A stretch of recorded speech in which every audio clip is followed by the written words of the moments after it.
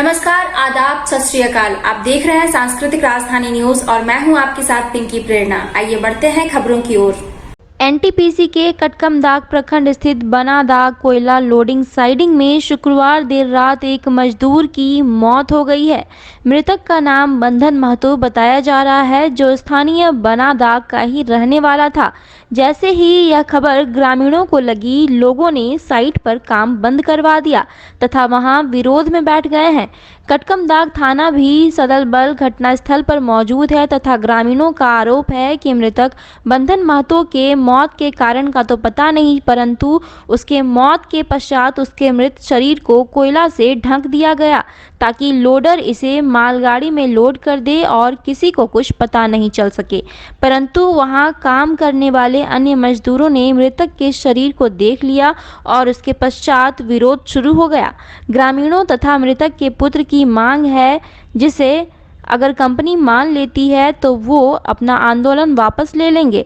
आंदोलन कर रहे लोग 50 लाख मुआवजा, पुत्र की नौकरी तथा मृतक की पत्नी के लिए मृतक के सैलरी का आधा पैसा आजीवन पेंशन की मांग कर रहे हैं। देखिए, हम लोग सभी बनादाग के जनता हैं, वहाँ से आए हुए सब ग्रामीण लोग हैं और बाकी जो लोग हैं वो यहाँ का वर्कर है। उसी वर्कर में से एक थे बंधन प्रसाद कुशवाहा, जो अनलोडिंग में वो काम कर रहे थे। और रात को लगभग सूचना हमको मिला है लगभग 1 बजे कि कोई लोडर के द्वारा उनको माथा पे चोट लगा है। और जब वो गिर गए तो यहाँ का वर्करों के द्वारा बात आया है कि उसको ऊपर से कोयला, 1 बकेट कोयला डाल के दबाने का प्रयास किया गया और उसको ट्रेन में जो है ना लोड करने का प्रयास किया गया।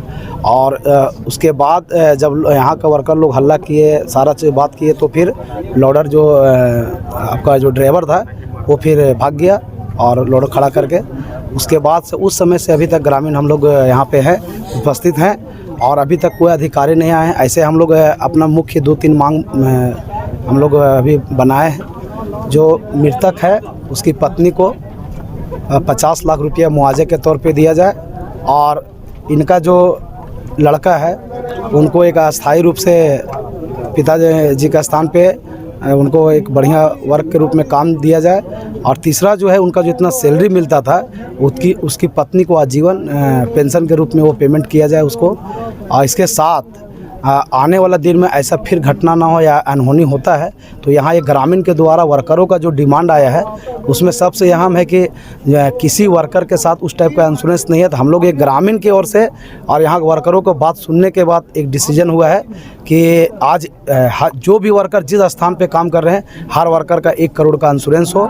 और जो अनस्किल स्टाफ यहाँ पे जो लगभग 5 से 6 साल लगभग हो गया है, उस स्टाफ को स्किल में परिवर्तन कर स्किल का जो सैलरी है वो यहाँ पे मुहैया कराया जाए और उस सैलरी के तहत फिर पीएफ काटा जाए।